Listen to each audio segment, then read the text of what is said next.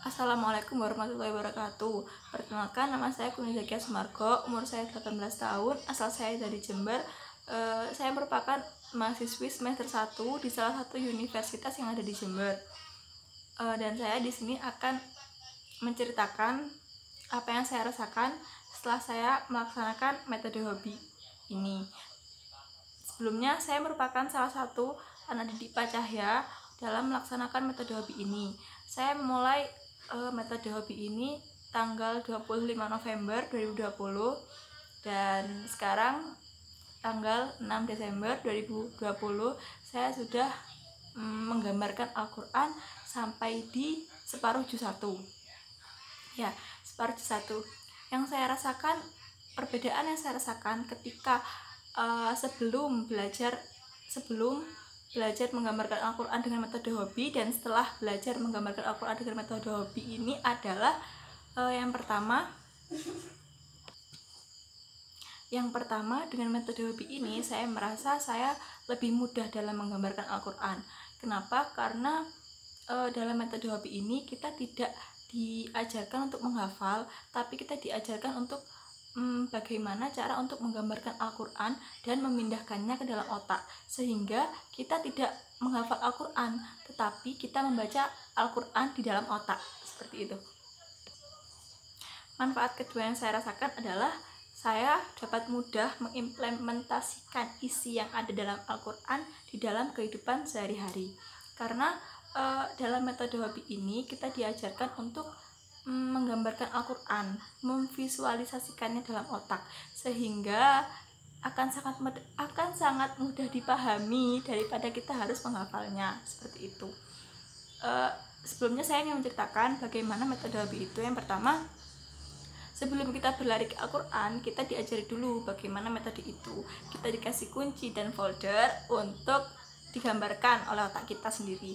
Setelah menurut Pak Cahya sudah cukup lancar, sudah cukup mampu untuk menggambarkan kunci dan folder itu, lalu kita dibawa untuk menuju Al-Quran, untuk menggambarkan Al-Quran itu. Setelah itu kita disuruh untuk menggambarkan Al-Quran. Yang pertama itu awalnya kita disuruh untuk menggambarkan surah-surah pendek terlebih dahulu di juz 30. Setelah dirasa cukup mampu untuk menggambarkan surah-surah pendek di juz 30, lalu kita dibawa menuju juz 1 untuk menggambarkannya.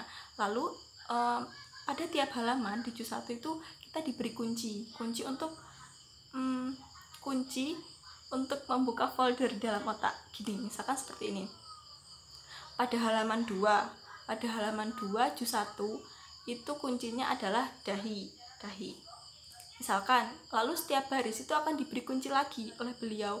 Jadi kita dapat menggambarkan halaman kedua baris kelima, halaman kedua baris ketujuh, seperti itu. Misal, saya mau memanggil dalam otak saya halaman kedua baris kelima.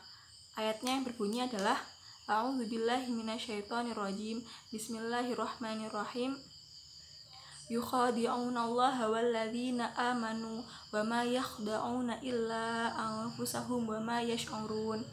Yukhadi'una, mereka menipu, Allah walladzina, dan orang-orang yang amanu, mereka beriman, wa ma, dan tidak, yakhda'una, mereka menipu, illa, kecuali, anfusahum, diri mereka, wa ma, dan tidak, yash'uruna, mereka menyadari.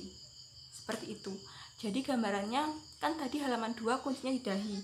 Jadi saya seperti melihat Al-Quran yang di dahi. Al-Quran yang di dahi saya panggil baris kelima. Baris kelima kuncinya adalah jari tangan. Jadi saya melihat ada ayat Al-Quran di jari tangan saya yang terdapat di dahi. Seperti itu. Kurang lebihnya seperti itu. Jadi saya rasa metode hobi ini sangat bermanfaat bagi anak-anak usia saya dan teman-teman semua untuk lebih mudah dalam memahamkan Al-Quran dan juga dapat mengimplementasikannya dalam kehidupan sehari-hari, seperti itu.